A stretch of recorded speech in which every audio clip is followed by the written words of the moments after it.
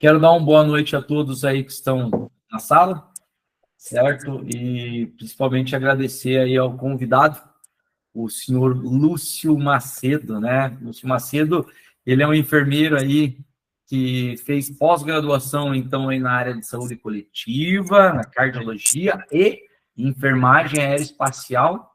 Hoje, atualmente, então, ele é enfermeiro de voo da CIAPAI, né? Que é o Comando Aéreo de Aviação lá do Ceará. Ele está alocado hoje na base de... Puxa, Lúcio, deu branco na cidade. Juazeiro do Norte. Fazer Juazeiro do Norte, certo? Ele é enfermeiro intervencionista também do SAMU do Ceará, então ele faz tanto o terrestre quanto o aéreo aí.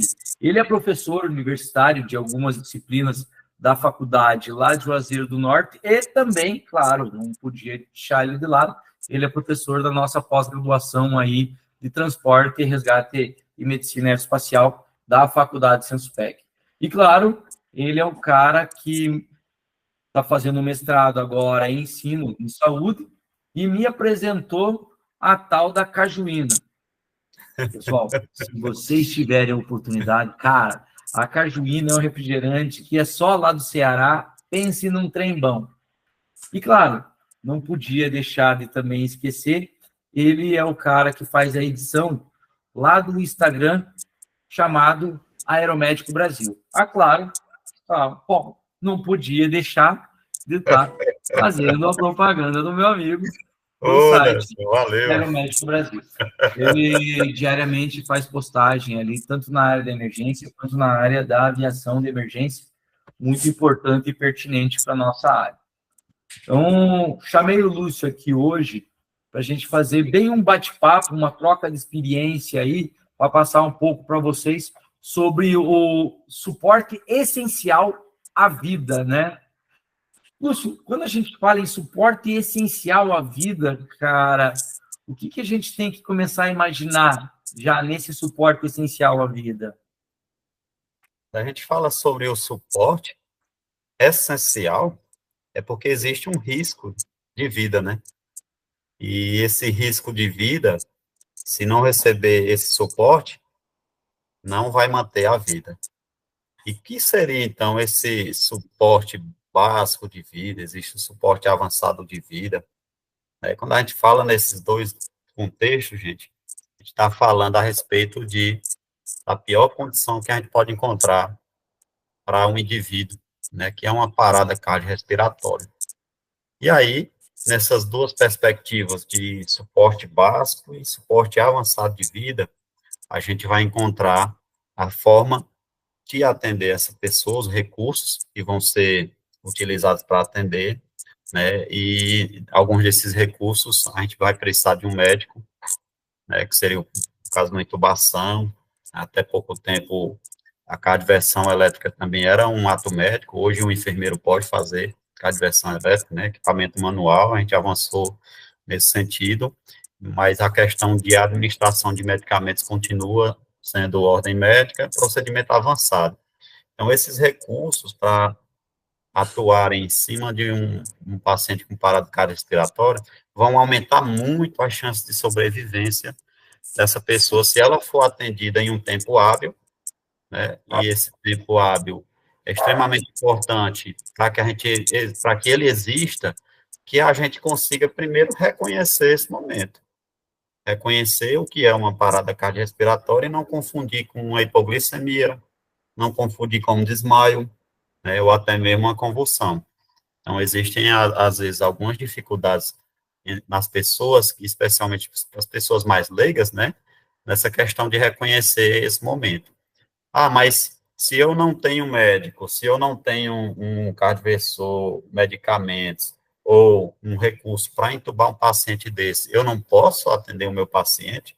Claro que pode e deve, e você consegue sim também, né, com uma agilidade e aplicação dos procedimentos corretos, aumentar a chance de sobrevivência desse paciente também com recursos básicos, né? E aí a nossa proposta hoje é exatamente falar sobre isso, sobre o suporte básico de vida. O que é que eu, com a equipe, por exemplo, básica do SAMU, que tem um condutor, um técnico de enfermagem, em alguns estados a gente tem o suporte intermediário, né? Na Paraíba, a gente tem a ambulância do SAMU de suporte básico com enfermeiro, que é uma grande vantagem. Então, nós temos essa perspectiva de atender o paciente com recursos básicos, numa PCR, e ele ter retorno da circulação espontânea, ou seja, a parada cardiorrespiratória ser revertida. Então, isso é uma maravilha, é uma benção. Porém, a gente precisa, como eu falei, reconhecer. O primeiro ponto é reconhecer uma situação dessa e não confundir com outras, né? Reconhecendo, ter proatividade, iniciando os procedimentos imediatamente, para que a gente ganhe em relação à questão de reperfusão dos órgãos, especialmente cérebro, coração, pulmões, órgãos mais nobres ali naquele momento. E, após isso, a gente, num retorno à circulação espontânea, entender que precisa encaminhar esse paciente imediatamente para um hospital para ele receber a continuidade dos cuidados prestados, né? Não relacionados não só à PCR, mas também o que provavelmente provocou essa PCR, tá? Então, por exemplo, paciente que teve um afogamento, entrou em PCR por afogamento. Então, o pulmão dele deve estar congesto, tem que ser tratado, voltado para essa parte pulmonar. Paciente que teve uma PCR por infarto agudo do miocárdio, ele pode precisar, além da assistência da reanimação cardiorrespiratória que ele recebeu e voltou, né, foi revertida a situação dele, ele precisar ir para um hospital cardiológico ou que tiver uma estrutura que tenha uma hemodinâmica, onde faça cateterismo cardíaco e angioplastia. É só para a gente entender que, melhorando o nosso paciente, a gente precisa manter cuidados depois. A gente chama isso de cuidados pós-PCR e conduzir ele, especialmente para uma referência que vá.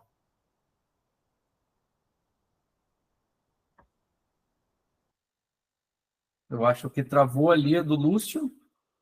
Travou só o Lúcio ou travou a minha também? Só o Lúcio, você tá normal. Ixi, Maria. Voltou aqui. Voltou, Lúcio, voltou. Ah, graças a Deus, eu achei estranho aqui. Não E tem o contexto desse nosso bate-papo hoje aqui é exatamente esse, né, Nelson?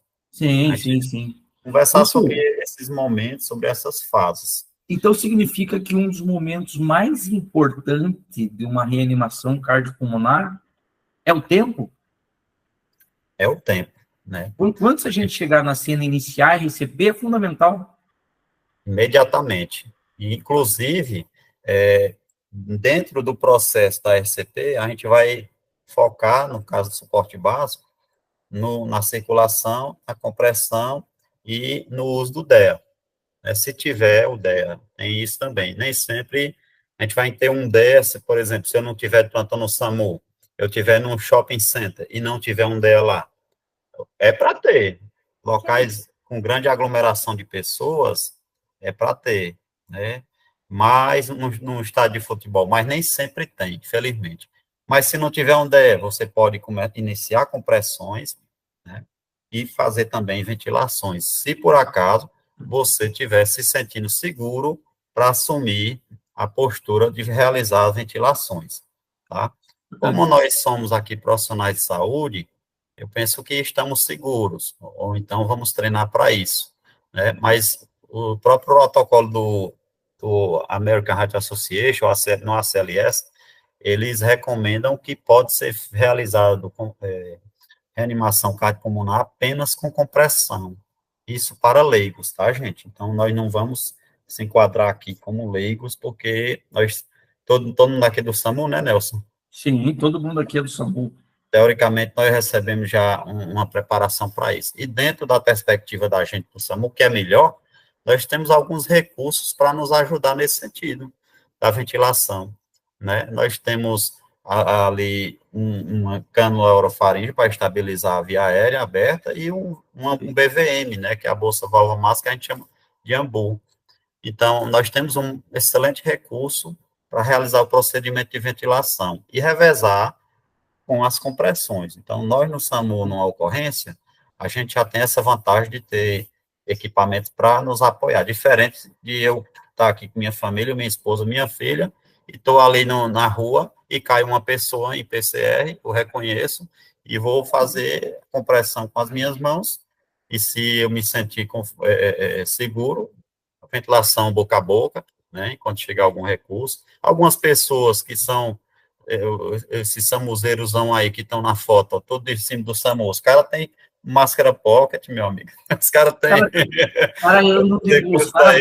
Os caras saem jantar com a esposa, rapaz, com o bornal na cintura, assim, coisa isso, bonita. Eu vejo, pô, esses caras são inspiração para mim, inclusive, né? Às vezes a gente, casa de ferreiro, espeto de pau, eu olho assim, admiro bastante, porque eu tenho um kitzinho no meu carro, sabe? E isso é importante, né, gente? Porque as emergências, elas surgem a qualquer momento. A gente que é SAMU, a gente sabe que as emergências surgem a qualquer momento, em qualquer lugar. Eu já me deparei com isso algumas vezes. Então, nós reconhecemos imediatamente, é o ponto-chave, né, Nelson? Sim. É importante a gente lembrar quais são os sinais de uma parada pelo reconhecimento de um profissional e de um leigo, né? Lembrando que todos nós somos profissionais, então a gente tem que saber reconhecer o sinal de uma parada, que é a ausência de pulso e de movimentos respiratórios. Porém, na dúvida, 10 segundos palpando o pulso central, preferencialmente o carotídeo. Tá na dúvida, começa a comprimir o tórax. Se a pessoa, qualquer movimento, mexeu-se, para e reavalia. Porque muitas vezes ele pode estar com uma bradicardia naquele momento e vocês não conseguirem reconhecer, né, Lúcio? Nesse momento, palpou o pulso. Lúcio, o que imediatamente você acha que a gente tem que fazer, visando que nós somos uma equipe de suporte básico de vida? Precisamos do que nesse momento, Lúcio? O primeiro profissional já inicia compressões torácicas.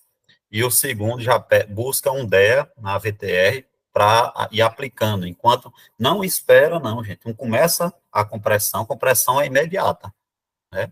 E o outro busca um DEA para aplicar no tórax, e instalar esse DEA e esperar ele acionar o comando para, se for um ritmo chocável, apertar no botãozinho para chocar. Então, vão ter as recomendações, né? Porque 86% das paradas cardíacas súbitas, nos primeiros 4 minutos, eles param em atividade elétrica, né? Então, eles precisam de algo com que estimule esse coração a voltar. Eis a importância de descer, instalar o DEA e já o quê? Ó, pedir apoio médico, né? E eu vou lhe contar vou contar, viu, gente, a vocês, que eu trabalhei 12 anos em um hospital especializado em cardiologia, referência aqui no estado. E nessa vibe aí, eu já reanimei milhares de pacientes, então nessa experiência que eu tive, é nítido assim. O paciente teve PCR e você reconheceu logo, desfibrilou e está em ritmo chocável, a chance dele voltar é imensa. Geralmente, no primeiro choque já volta. Então, assim, é uma grande oportunidade que nós temos de ter uma PCR revertida ali, se aplicar o choque imediatamente. Claro que se for o ritmo chocável, né? Exatamente, é isso que eu ia comentar. O senhor Ari Feijó, ele é o coordenador de frota nosso aqui, nós trabalhamos junto muitos anos e ele pode ressaltar também a diferença que está hoje no SAMU e na rodovia. Né, Feijó? Quando a gente pegava as paradas na rodovia, muitas vezes não tinha ritmo chocável, porque os pacientes do trauma, eles acabam normalmente parando em assistolia com pequenas chances de estar revertendo. Né, Feijó? Quer falar alguma coisa aí, Feijó? É importante, só aproveitando esse gancho aí do Lúcio, prazer conhecê-lo, não tive a oportunidade de conhecê-lo pessoalmente, mas agora o Nelson fala muito bem de você, apesar que o Nelson fala demais às vezes, ele exagera um pouco, mas ele falou muito bem de você, tenho certeza que eu não digo nada. Mas eu agradeço de antemão por você estar dando esse feedback importante para todos nós aí, todos que estamos aqui são pessoas da área do SAMU, mas eu acho que trocar figurinha, trocar conhecimento é uma coisa muito importante. E é isso aí, mas são informações importantes que você está nos passando aí. Às vezes a gente pode pensar assim, a gente sabe tudo, mas sempre tem um detalhezinho que é importante acrescentar a mais. Coisas que numa rodovia, numa situação de trauma, é diferente de um paciente clínico que você atende em casa ou mesmo em algum local fora da casa, mas são situações diferentes, mas é importante que a gente está sempre ligado e antenado aí nos procedimentos a terem que ser feitos. Legal. Isso é verdade. Feijó, Lúcio, Feijó, nós começamos a trabalhar junto lá em 2000 e alguma coisa. Ele já coordenava antes o resgate de uma rodovia aqui em parceria com a PRF. Então tem uma longa jornada aí. Feijó é antigão, hein, Feijó? Pouquinho.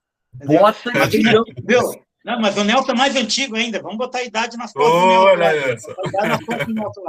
Vamos junto aí. Lúcio.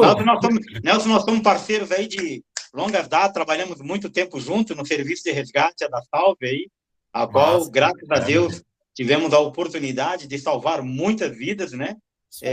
São procedimentos diferentes, já que tratava-se de grandes traumas em rodovias federais, na época em rodovias, pistas simples, né? Muitas colisões, muitas delas colisão frontal, então a gente tinha esse perrengue muito grande e eu tive a honra, como estou tendo hoje, continuo tendo a honra de estar trabalhando aí, tendo o Nelson do meu lado e a gente está parceiro até hoje aí.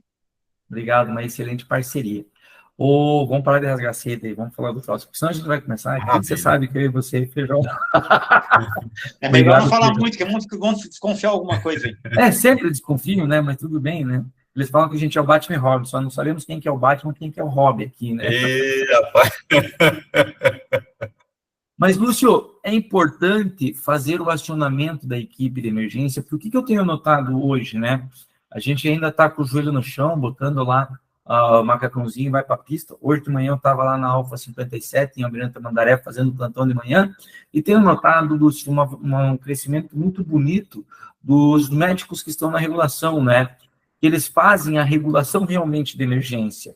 Quando observado que o paciente não apresenta sinais, imediatamente o médico consegue orientar o leigo a estar começando as compressões.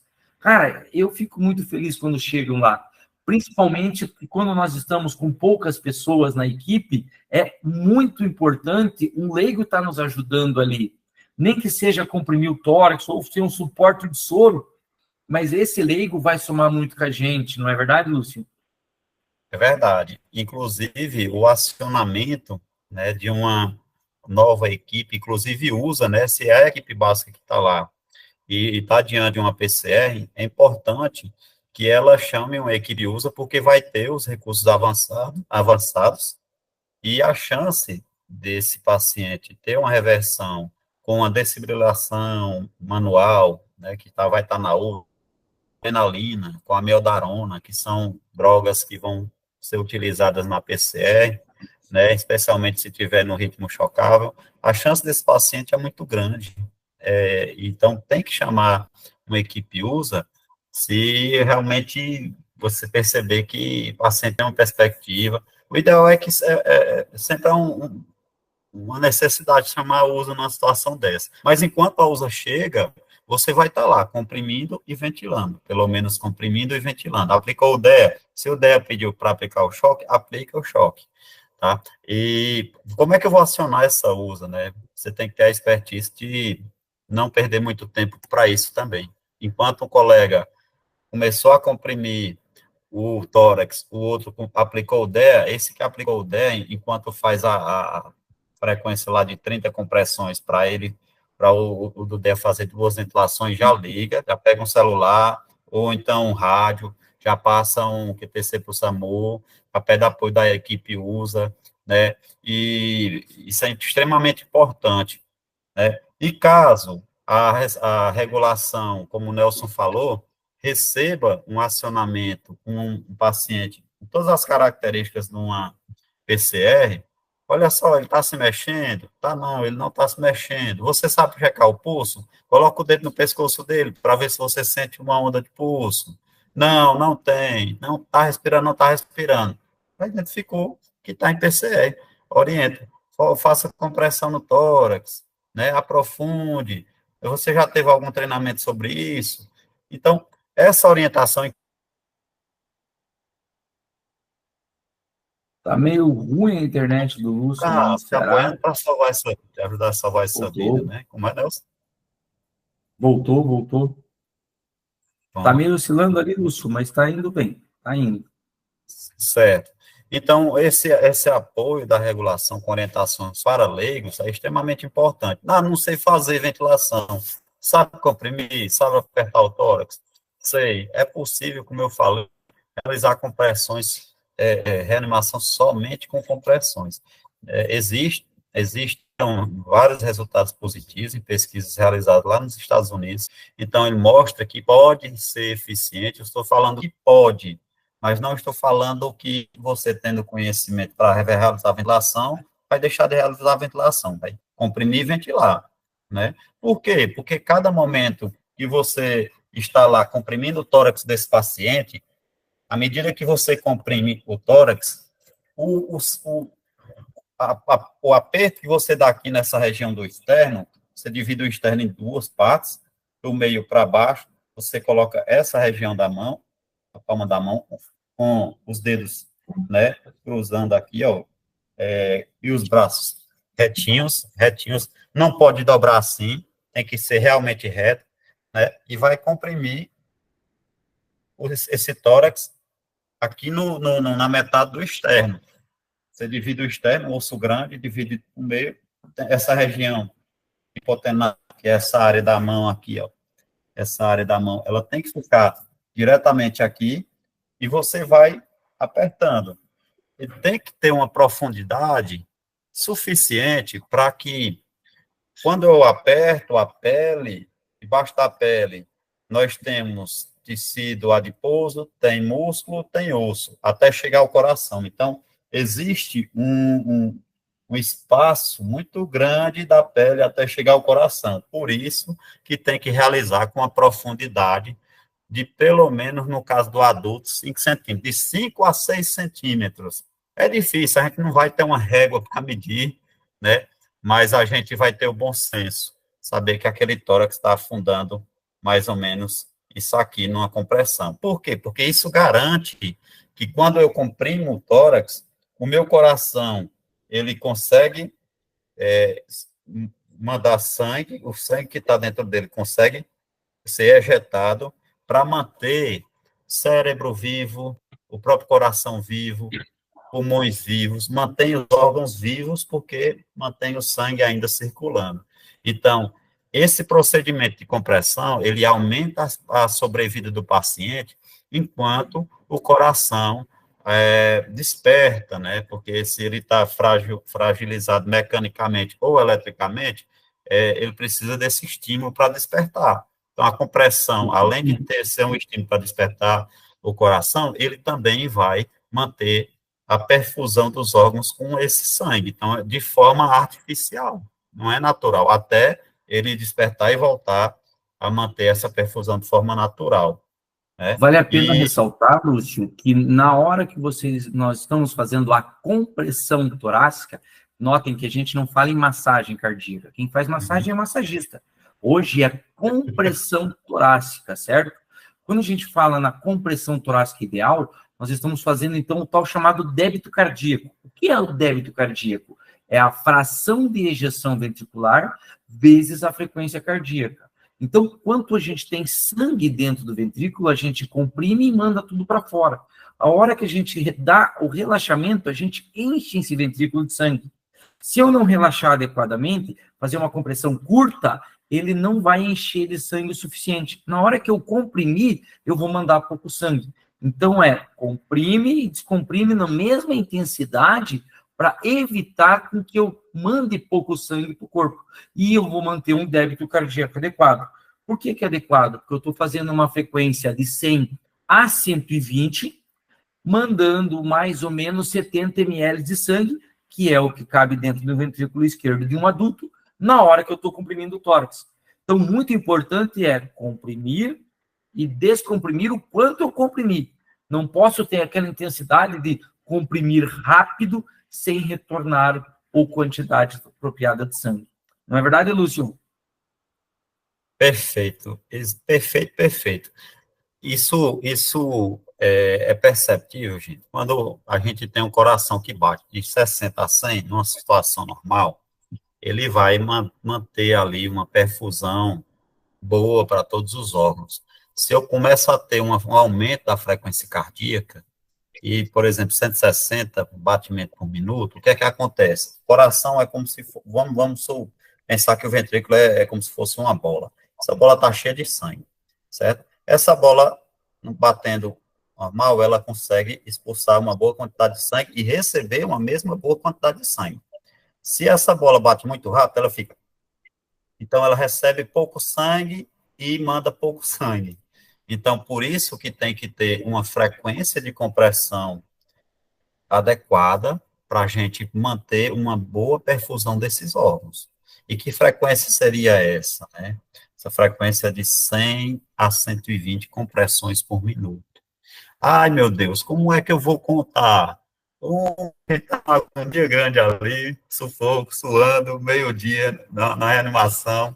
Olha só, gente, nós usamos algumas músicas, inclusive, para facilitar o momento de pensar que a compressão vai ser aplicada nessa velocidade. Não sei se vocês conhecem, sou ruim de inglês, tá?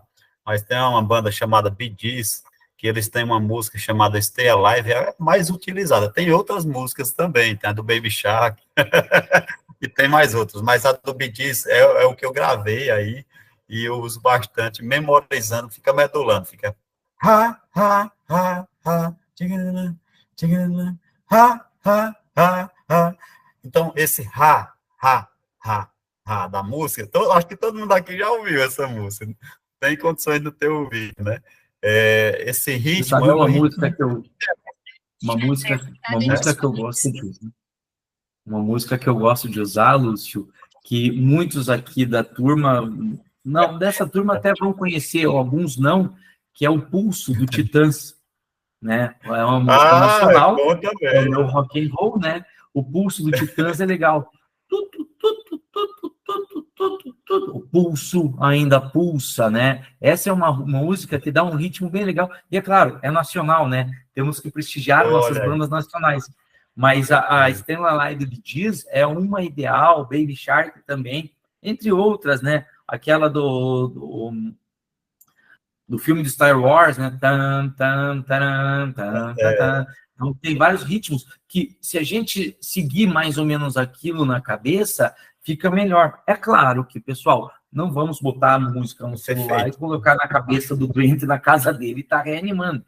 Mas existem uns macrômetros que a gente coloca ali na hora, ou até uns aplicativos que eles fazem o barulho. Muitos DEAs hoje já fazem esse barulho ideal da compressão torácica. Por isso, não precisa comprimir mais rápido e nem tão devagar. Segue o som do DEA ou pega no aplicativo e pega esse macrômetro da RCP, que se você botar no YouTube você acha, e ele vai dar o ritmo de 100 a 120 batidas por minuto. E assim a gente consegue melhorar a efetividade da compressão torácica, não é verdade? Isso é verdade. Inclusive, quando a gente seguir essa sequência de compressão e ventilação, falando da ventilação, é importante a gente não demorar muito nas interrupções, né, dessa RCP, porque quando a gente demora mais do que 10 segundos para comprimir novamente, a gente perde muita perfusão cerebral, tá, gente? Então, a gente perde muita chance desse paciente voltar da PCR, sabe? Então, 30 compressões, 2 ventilações. Cada ventilação equivale a 1 segundo. E já volta a comprimir. Então, não perder muito tempo nesse sentido. Uma experiência que eu posso relatar para vocês, dessas minhas aventuras aí de UTI, de emergência hospitalar, de SAMU, né, inclusive do aeromédico, é que quando a gente tem profissionais que, infelizmente, nós temos ainda profissionais com dificuldades em comprimir, né, em ventilar, e o paciente sofre bastante. Às vezes a gente vai fazer uma remoção de um paciente no hospital de origem, tá, Nelson? Que a gente, quando chega, o paciente já está em PCR. Aí lá a gente vai dar apoio, a gente não está ali só para olhar, pessoal tentando reverter a situação, e se ele voltar, a gente levar. Como são mais pessoas, mais mão ali para ajudar, a gente vai revezar com o pessoal. Até porque comprimir também cansa, né? Você Essas sabe o que compressões. acontece muito na nossa região aqui, Lúcio? Nós atendemos muitas cidades com baixa estrutura de hospital. E muitas vezes o SAMU não é só atendimento primário, né? Quer dizer, não é só atendimento secundário, né? Que seria fazer a transferência. A gente chega no local, muitas vezes, é passar um acesso central, utilizar drogas, fazer sedação, fazer intubação, porque a equipe do SAMU, ela está, sim, muito mais preparada para atender uma emergência do que muitos profissionais que estão nesses hospitais de início de carreira, que a gente chama, né? Então, é muito legal ver a nossa equipe se propondo a estar lá ajudando, pegar um acesso periférico, que muitas vezes a equipe que está lá não tem habilidade, passar um acesso central, entubar esse paciente. Então, a gente não vai só para remover, né? A gente gostaria de chegar lá, esse paciente está estabilizado, mas a gente sabe que a realidade hoje de alguns municípios, não podemos generalizar, de todo o Brasil, não tem uma estrutura adequada como os grandes centros, né? O Juazeiro do Norte, Curitiba, Londrina, Florianópolis, e aí a gente vai como atendimento primário mesmo. Levando em conta, Lúcio, que a compressão acaba sendo tão importante que a cada 1 minuto que esse paciente permaneça sem compressão, ou melhor, sem circulação, 10% de neurônio acaba morrendo. Por isso que a gente fala, tempo é músculo. Quanto antes começar a compressão, melhor a chance de sobrevida, então, desse neurônio. Ele vai começar a perder depois dos 4, 5 minutos que ele tem o tempo ali ainda de perfusão. Mas quanto antes ele comprimir, quanto antes a gente agir, melhor. E ele só vai voltar ao quadro normal se a gente tiver aquela compressão efetiva constante. Por quê? Porque ali a gente está o chamado do tempo de perfusão coronariana. As coronárias só conseguem ser bem perfundidas depois da 3ª, 4ª compressão, que é onde a gente entra no ritmo. Então, não pode haver interrupção. E aí, dá os treinamentos de a gente fazer 2 minutos sequenciais. Todos os profissionais, condutores, socorristas, técnicos de enfermagem, enfermeiro, médicos, têm que estar ali aguentando no mínimo 2 minutos para fazer uma compressão efetiva para poder pegar o músculo cardíaco e deixar muito bem oxigenado e bem perfundido. Por isso que tem que estar preparado fisicamente, hein, pessoal? Exatamente. Existem, exatamente, Nelson. E, inclusive, a gente tem que estar treinando, né? A gente não pode deixar de estar treinando. Quanto mais a gente treina, melhor vai ser a nossa performance. Ah, mas eu já reanimei 1000 pacientes. Cara, a gente nunca pode deixar de treinar. Quando você deixa de treinar, você deixa de reaprender, porque a gente não sabe para sempre. O conteúdo que a gente está trabalhando aqui, se eu for trabalhar em outra área, na administração, que não for na área de enfermagem, daqui a pouco eu nem me lembro mais. E aí, se acontecer uma PCR no colega lá do lado, do meu lado, eu não vou, eu enfermeiro, e trabalhei tanto nisso, eu vou, eita, como é? Eu faço o que primeiro? Como é mesmo? Então, assim, é para a vida em casa também, já precisei disso em casa, tá, gente? Com gente da família, sabe? Então, a gente não pode desmerecer nenhum tipo de treinamento, só toda vida que o serviço disponibilizar, participe, aproveite. Mas eu já sei. Mas bota a mão lá de novo. Sempre tem uma coisinha diferente que a gente aprende ali, né, Lúcio? Sempre tem. É impossível você chegar lá e não ter e sair do mesmo jeito. Você nunca vai sair do mesmo jeito que você entrou. Nunca. Então, é importante a gente entender bem a questão das compressões torácicas. E num suporte básico de vida, o importante são as compressões torácicas. A ventilação também você tem que saber fazer o encaixe do ambu, fazer o C, o E no queixo, bem posicionado, sem vedação. A bolsa, a válvula máscara, a bolsa, eu não posso apertar tudo aquilo, tem um espaço que eu tenho que apertar. Olha que legal esse conhecimento que vocês vão adquirir agora. Quando a gente puxa o ar, eu puxo mais ou menos uns 500 ml, certo? Chamado de volume corrente isso. Quando eu estou apertando o ambu, eu tenho que jogar mais ou menos uns 500 ml. Levando em conta que nós temos um espaço morto aqui, a gente perde uns 150 ml. Então, a gente respira dentro do pulmão 350. Visto isso, quantos ml vocês acham que tem dentro de uma bolsa do ambu? A bolsa do ambu tem 1.500 ml. Então, se eu apertar tudo aquilo, eu vou acabar lesionando o alvéolo e também esse ar vai escapar e vai vir para o estômago. O que vai acontecer se esse ar ir para o estômago, Lúcio? Distensão gástrica, né? E essa distensão gástrica vai dificultar o diafragma fazer a respiração adequada. Por isso que quando a gente ventila, é ventilar só o suficiente para expandir. Por isso que tem que ser feito 30 para ver a expansão 2 vezes e aí continua a comprimir, não é verdade? Verdade. Inclusive, isso é tão importante, gente, que o Nelson falou, que esse aumento, essa distensão gástrica e também a hiperinsuflação pulmonar, ela aumenta a pressão intratorácica. Então, no nosso tórax, nós temos o coração aqui no centro, os pulmões aqui abraçando o coração e todo o restante da estrutura tem osso, tem músculo, tem tudo, tem vasos passando, e esses vasos que estão voltando aqui da parte do abdômen, das pernas do abdômen, que estão trazendo o sangue de volta para o coração, aqui logo na veia cava inferior, é uma quantidade de volume de sangue grande.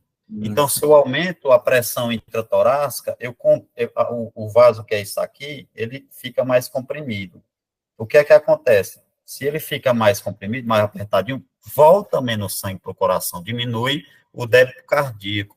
Então, eu tenho menos sangue voltando porque eu estou insuflando demais, né? Ou numa frequência maior do que o que deveria, ou numa pressão maior do que o que eu deveria. Então, se eu pego uma bula, eu não preciso colar um dedo de um lado do outro, não.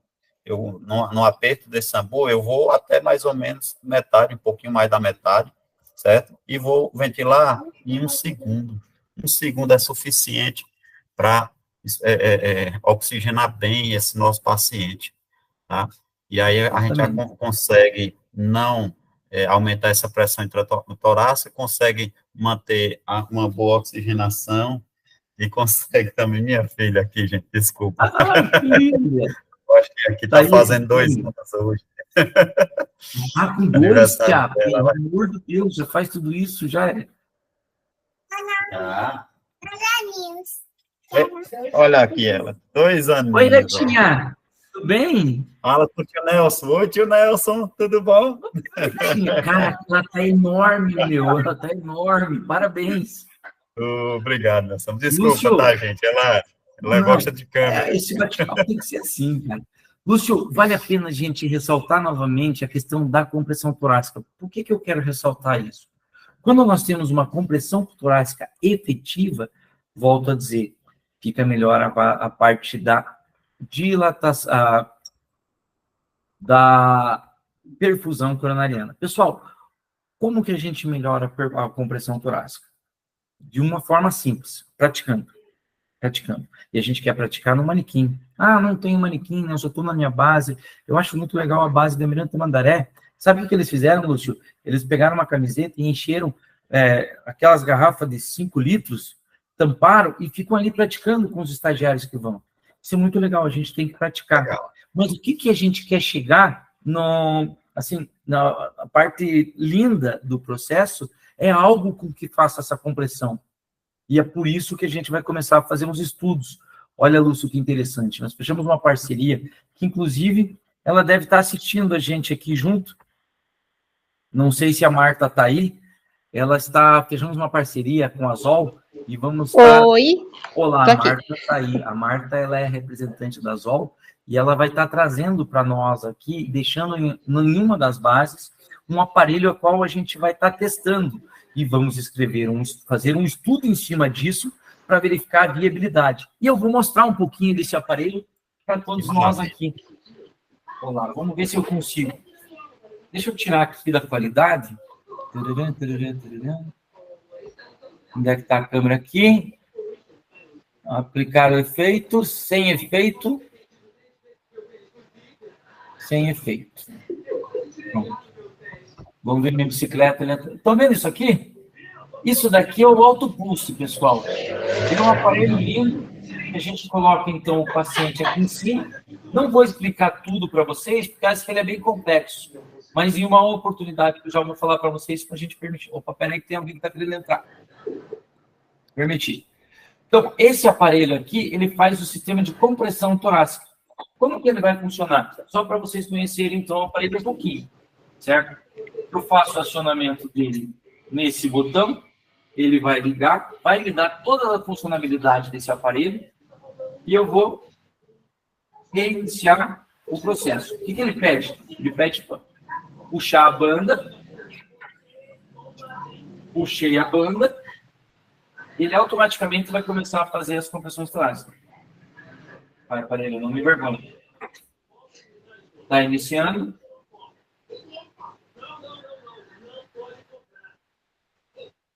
Reiniciar, opa. Coloco a banda bem na linha amarela, onde vai ficar na linha do tórax desse paciente. E agora sim, puxe a banda, coloco em cima do tórax.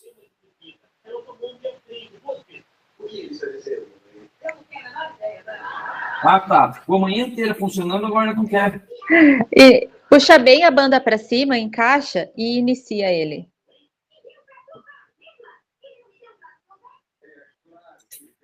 Está reiniciado. E... alinho o paciente para continuar. Puxa a banda. Isso. Puxei a banda.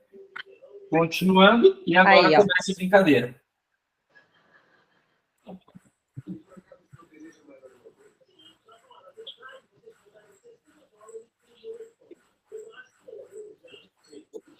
Nelson, esse equipamento ele vem sido considerado como o terceiro ou quarto integrante da ambulância, justamente pela efetividade da massagem que ele faz.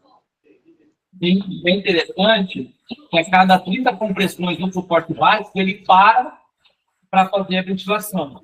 Claro, ele tem um modo também que a gente pode colocar aqui compressão contínua, certo?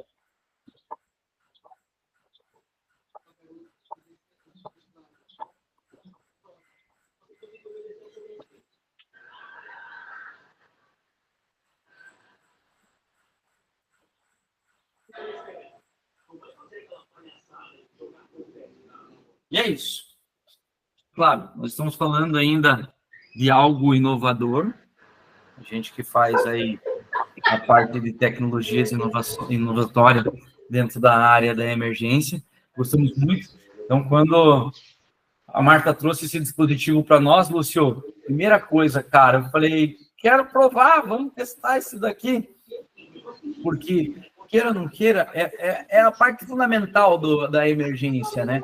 A reversão de uma parada cardíaca com um dispositivo de compressão torácica facilita e muito no processo, porque o profissional vai cansar, né? E o aparelho ali, ele tem durabilidade, a bateria dele de 30 a 45 minutos, ele já vem com 2 baterias, então caso comece a apertar, você puxa uma, coloca a outra, consegue afastar as bandas ali para fazer a avaliação do choque, se necessário, tá aplicando o choque. Rapaz, é o hora ouro para nós ali, esse dispositivo.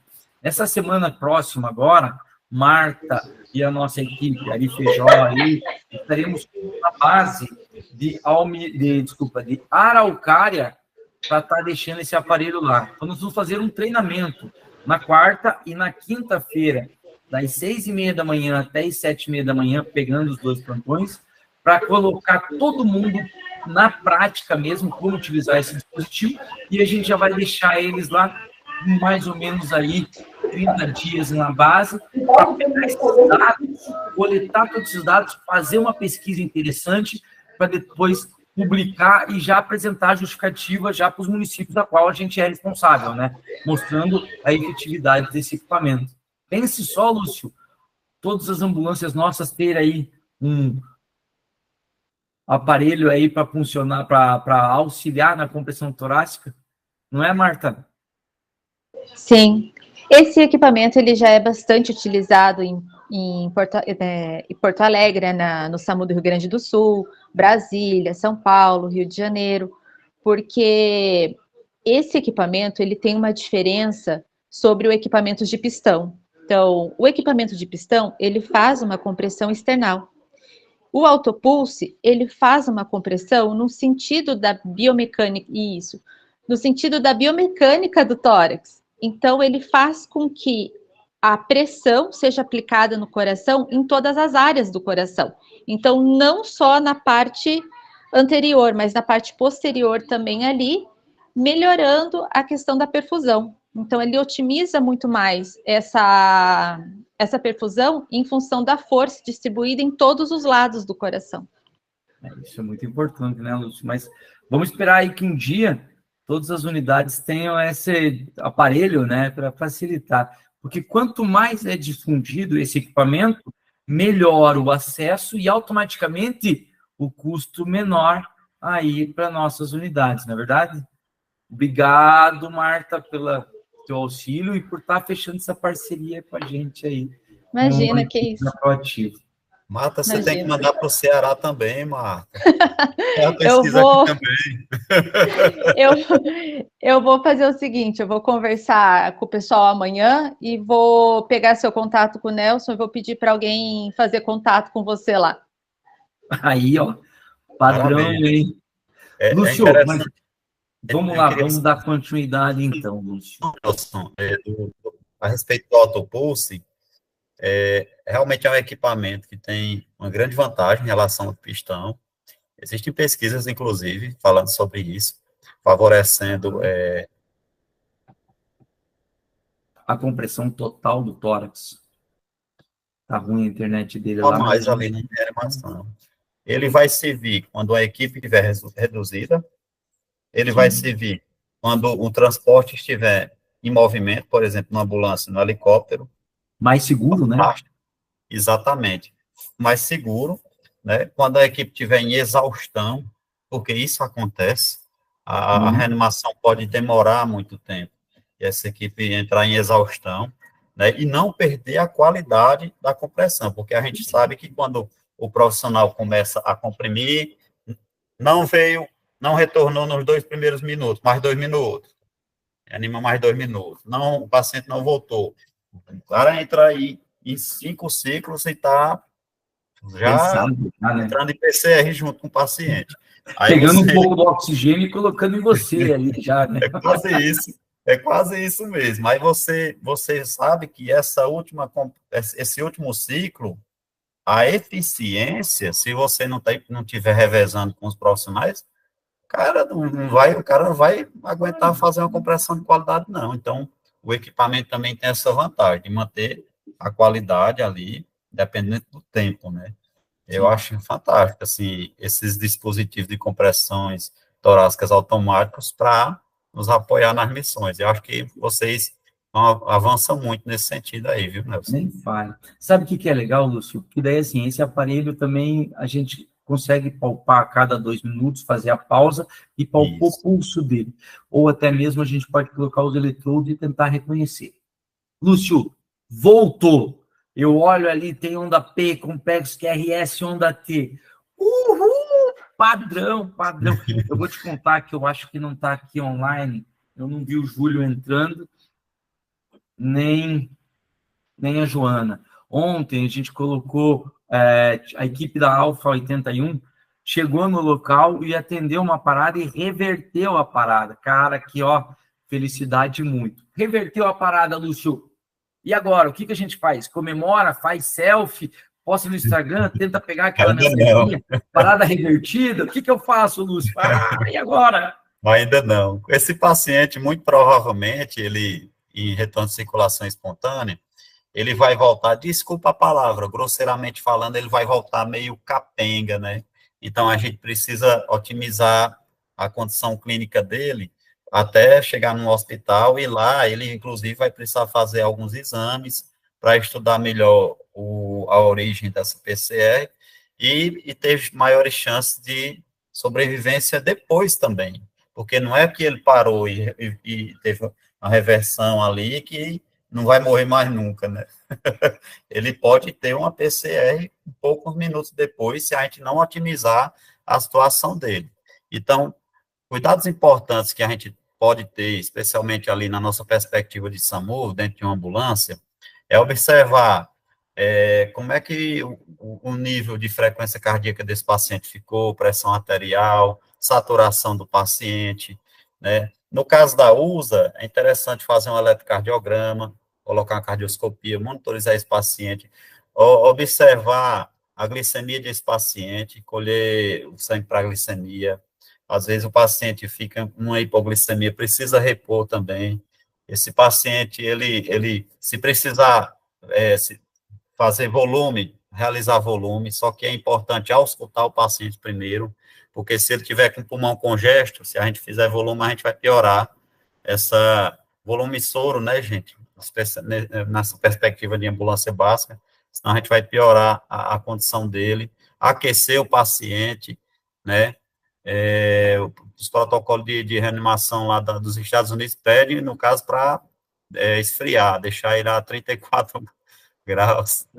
Mas é importante ser 34 graus quando o atendimento da parada cardíaca é dentro do hospital. No pré-hospitalar, a gente não pode baixar, porque vai supor que a gente está com um paciente chocado ou um paciente com insuficiência cardíaca. Se eu baixo essa temperatura para 34 graus, um paciente que veio do pré-hospitalar sem ser parada assistida, eu posso danificar mais o retorno dele futuramente. Então, a baixa temperatura no paciente pós-parada é dentro de uma unidade assistida, né? A tal da parada assistida. Outra coisa é manter uma ventilação eficiente, né? Porque esse paciente que parou, que voltou, ele não vai fazer igual aos filmes. O cara tá no filme parado, na hora que ele volta, ele... Parece que ele tinha se engasgado com alguma coisa e voltou a respirar e tá em ambiente. Então, ele volta com acidose metabólica, ele volta com hipercapneica, ele volta com hiponatremia, então ele volta com muito balanço hídrico desorganizado. Ele precisa urgente entrar numa terapia intensiva, fazer coleta dos exames, tentar identificar quais são os motivos da parada, e daí lá dentro da unidade de terapia intensiva eles vão saber direitinho organizar melhor esse paciente.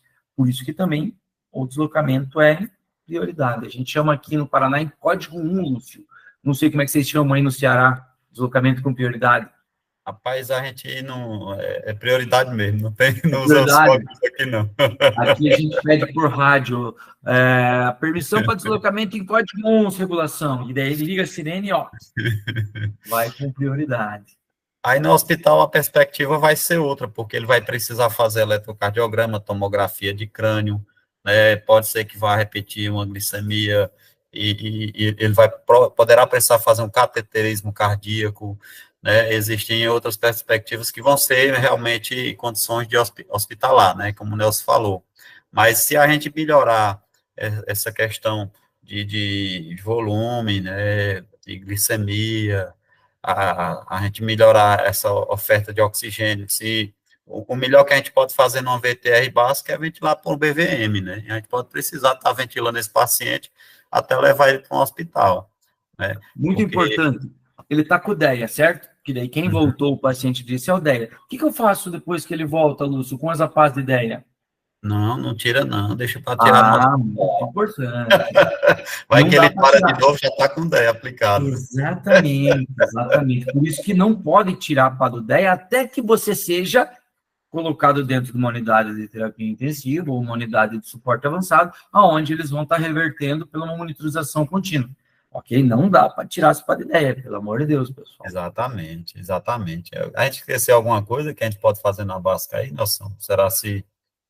Eu acho interessante, Lúcio, a gente dar uma brifada, quer dizer, fazer o debriefing, né?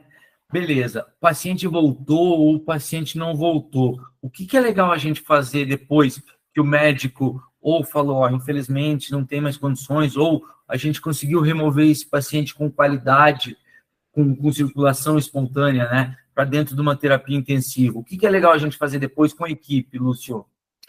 É extremamente importante, inclusive isso é recomendado nos protocolos atuais, esse debriefing, independente de o paciente voltar ou não, para que a gente discuta o que pode ser melhorado, especialmente se ele não voltou, o que pode ter faltado ali naquela reanimação.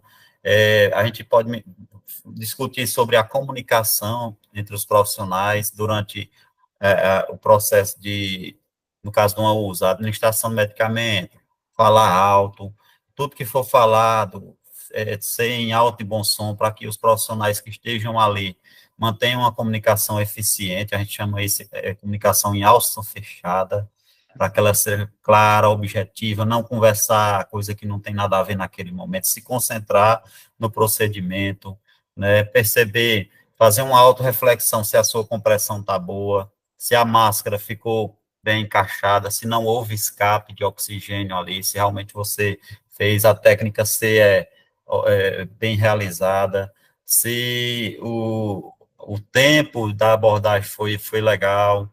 Tudo isso eu acho que é extremamente importante, a comunicação com os leigos que estiveram ali, com a regulação, na perspectiva de tentar encaminhar esse paciente para um lugar mais eficiente, mais voltado para o que possivelmente deva ter causado essa PCR, porque a gente sabe que se for infarto, se a gente fala, se tinha alguém com paciente, olha, ele estava com dor no peito e desmaiou. Então, quando você fala isso por uma regulação médica, se ele voltar, a perspectiva é que ele vá para um hospital especializado em cardiologia para fazer um cateterismo, porque lá na sala de hemodinâmica, ele pode fazer uma angioplastia e ficar, entre aspas, curado. Aí, se você leva um paciente desse para um hospital de outra especialidade, aí ele vai demorar mais lá, ele pode ter outra parada lá e demorar mais e não ter tido a chance de ter entrado numa hemodinâmica para fazer uma angioplastia. Então, essa questão da história também é importantíssima. Se você tem, reanimou, o paciente voltou, tem um familiar, tem alguém que percebeu, você instigar o que foi que aconteceu antes, é extremamente importante, né? Então, a equipe, ela tem que trabalhar em conjunto, ser realmente uma turma que procure ter harmonia, né? Dentro dessa perspectiva do debriefing, a questão de procurarem treinar juntos, né?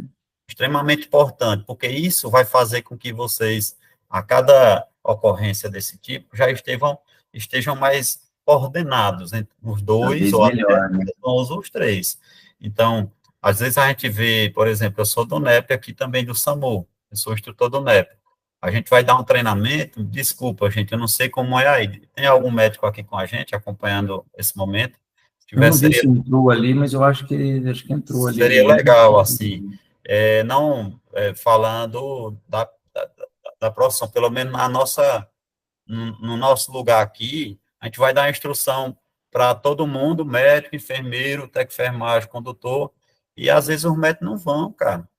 É como se os caras achassem que já soubessem de tudo, que não precisava treinar, que não precisava rever. Então, eu lamento, às vezes eu sinto falta disso, porque às vezes a gente vai com esse mesmo... Você sabe que aqui, Lúcio, até a gente tem uma boa aceitação, né? A experiência que nós tivemos aí nos 2 últimos treinamentos que nós fizemos só para a equipe de suporte avançado, nós tivemos uma boa aceitação dos médicos. Semana passada, nós fizemos um treinamento sobre o ultrassom, no pré-hospitalar. Foi um treinamento online e presencial, nós tivemos médicos lá também no nosso auditório, fazendo prática. Foi uma aceitação boa, foi aproximadamente 60 pessoas também. Aqui a gente tem uma aceitação legal. Como foi suporte básico, nós não tivemos tantas aceitações assim. Mas, claro, sempre é importante estar trazendo eles juntos, né? Porque é uma equipe só. Todo mundo vai para a missão junto, né, gente? Então, assim, a gente pode perder um pouquinho nessa questão de coordenação se a gente não ficar treinando junto, deixar só para a hora da ocorrência, né? Então, além disso, é importante ver a perspectiva do ambiente. O ambiente também, ele influencia muito nesse sentido, né? Esse paciente, ele foi um paciente resgatado, ele foi um paciente que estava dentro de um hospital, nessa abordagem. Então, o debriefing, ele vai avaliar tudo. E sempre, por que essa avaliação? É sempre na perspectiva de algo que possa ser melhorado, né? E mesmo que seja tudo feito da melhor forma possível entre vocês, entre a equipe, né, eu ainda vou numa máxima que diz, nada daquilo que seja bom que não possa ser melhorado. Exato. O bom, ele sempre pode ser melhorado, e o melhor pode ser melhorado mais ainda. Então, a gente tem que ter, assim, essa autocobrança nossa, meu individual, e se a gente puder contaminar a equipe nesse sentido, isso é importante também. Então, o debriefing leva a considerar isso também. Eu vou dar um exemplo aqui, posso dar um exemplo, Nelson? Claro, à vontade. Eu trabalho aqui no Serviço Aeromédico. A gente vai para uma missão e vai fazer um pouso numa área restrita. Aquele helicóptero vai pousar num lugarzinho que praticamente só cabe ele. E se aproximar pessoas pela parte da cauda, animais, qualquer eventualidade ali perto do rotor de cauda, esse rotor de cauda pode partir a cabeça da pessoa, animal, cair a aeronave, derrubar todo mundo ali e a gente morrer. Então, numa ocorrência como essa, a gente precisa ter uma boa comunicação, visual também precisa estar atento, percepção dos riscos, e a qualquer momento ali, um enfermeiro, um médico, que ficam nas portas, no pouso da aeronave, 10 portas abertas, avisar o piloto. Aí, por exemplo, se numa perspectiva dessa, eu for pousar e se aproximar uma pessoa pela cauda, não avisei, por mais que não tenha sofrido um acidente, ela mesma, a pessoa percebeu e saiu de perto da cauda da aeronave, ali chama a atenção porque não era para ter pousado. E por que foi que não pousou? Talvez o médico, o enfermeiro ou até um operador aerotático não avisou o comandante. Então, o comandante, percebendo essa situação, vai dizer, olha, pessoal, terminar a ocorrência, a gente vai fazer um debrief. Sim. Aí terminou a ocorrência, deu tudo certo. Então, olha, pessoal, não aconteceu um acidente ali, mas foi por pouco. Poderia ter acontecido. Então, a gente vai ter que ter mais cuidado nisso. A gente vai observar antes de pousar, avisar para a gente não chegar a pousar. A gente pode ter uma comunicação com a pessoa para ela se afastar. Então, tudo pensando em possibilidades para melhorar aquele pouso. Então, esse é o debrief que a gente pode fazer também no SAMU. Aqui da aviação que a gente traz para a ambulância, e que, olha, se a gente tivesse descido com esse equipamento inicialmente, com o DEA logo, tinha tido mais chance. Desceu todo mundo, começou a comprimir, ventilar, o DEA ficou na ambulância, voltou para pegar o DEA. Então, tempo que perde. São essas coisas que a gente vai procurando melhorar cada vez mais. Então, o debrief é no sentido de melhorar. E a gente tem que, nesse debriefing, ter a maturidade de escutar, sabe? A maturidade de escutar, e às vezes a gente erra também, ninguém é perfeito, nós somos humanos, claro que a gente tem que buscar minimizar o máximo possível os erros, mas pode ser que a gente cometa alguma falha, e quando alguém chegar no debrief e falar, olha, Nelson, naquele momento você poderia ter feito mais assim, tudo, o debrief, a gente tem que ter maturidade, escutar, entender? Sim. Não, realmente eu vou procurar melhorar no próximo momento. Porque, na verdade, não é crítica, né? É algo para melhoria o debriefing, né? Olha, tua compressão torácica não foi tão efetiva, vamos praticar um pouco mais. Nunca entendam isso como algo negativo, entenda como algo positivo para a gente melhorar e crescer mais. Por isso que sempre a gente conversa com o Feijó ali, né? O que acontece? Muitas vezes a pessoa recebe a informação de uma forma errada. Mas por que ela recebe de uma forma errada? Porque a pessoa que passa a informação passa de uma forma inadequada. Que nem eu chegar para o Lúcio e falar, Lúcio, a tua compressão foi um pouco suave, tinha que comprimir um pouco mais. Isso é uma forma de a gente estar explicando num debriefing. Agora, se eu chegar para o Lúcio, comprima mais forte na próxima parada. Então, a maneira com que você fala para a pessoa, isso pode já ocasionar aquele bloqueio. Então, fale mais calmo, fale mais relaxado, porque vocês já atenderam a emergência. Agora não é uma emergência, agora é a parte mais tranquila que todo mundo tem que entrar num estágio zen e regular suas energias para poder entrar encaixado, não adquirir mais conhecimento, sendo bem honesto ali e aceitar aquele ponto que não é negativo, ponto de melhoria. Exatamente.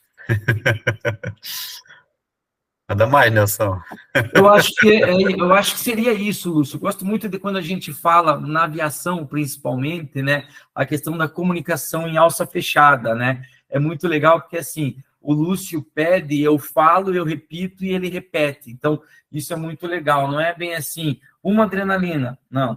Pessoal, uma adrenalina, fala alto para todo mundo ouvir que você está fazendo aquela adrenalina.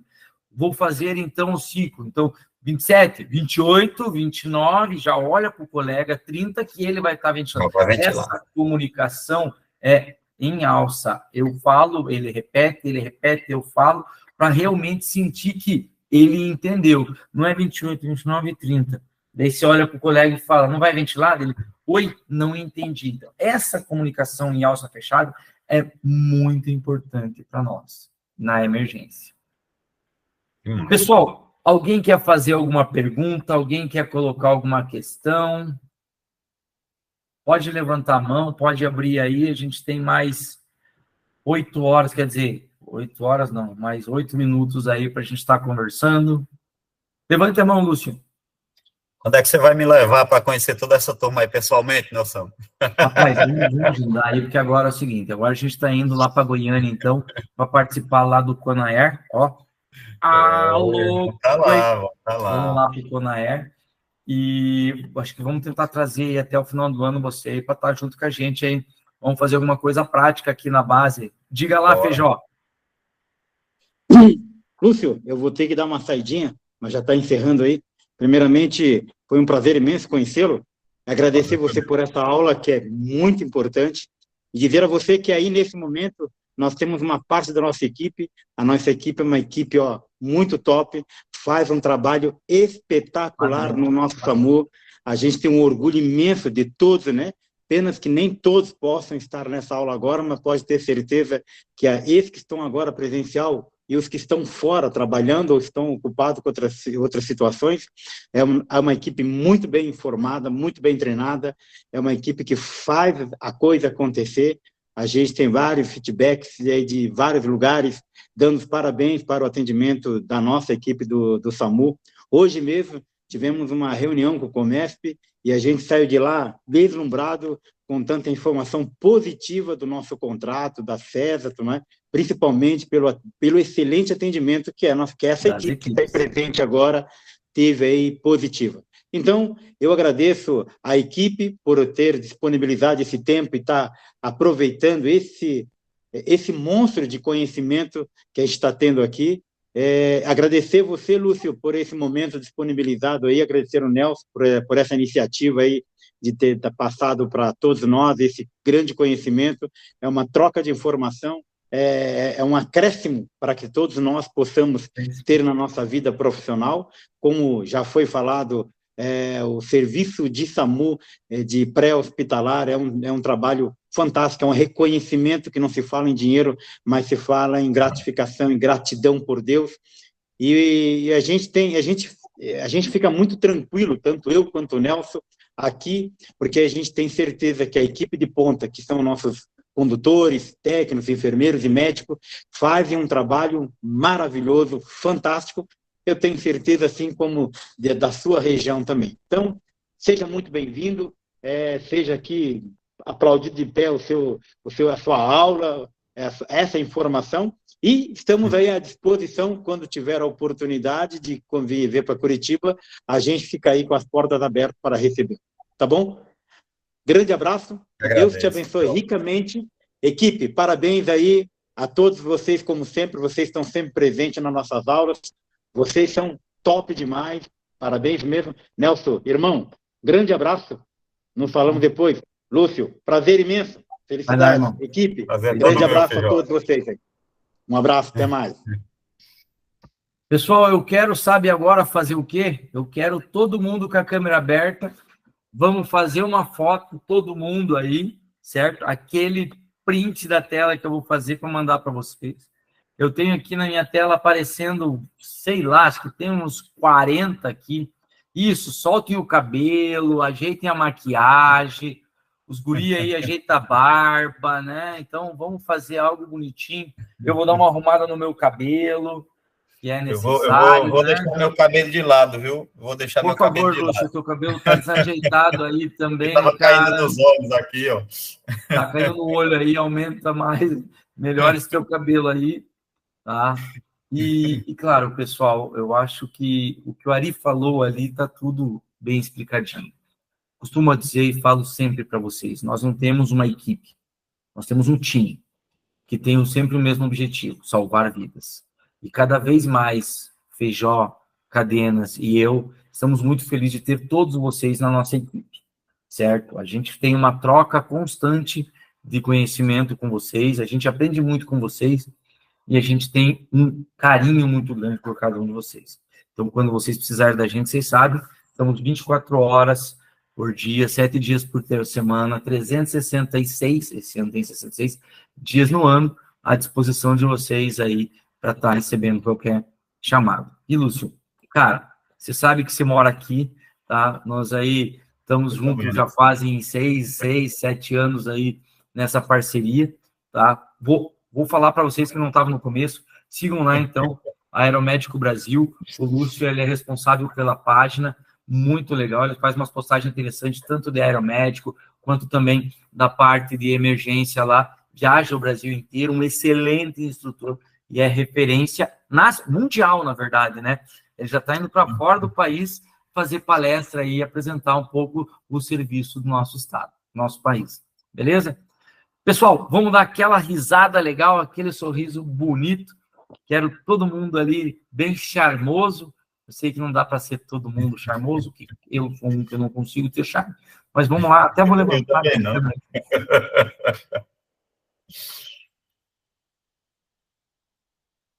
Eita, porra.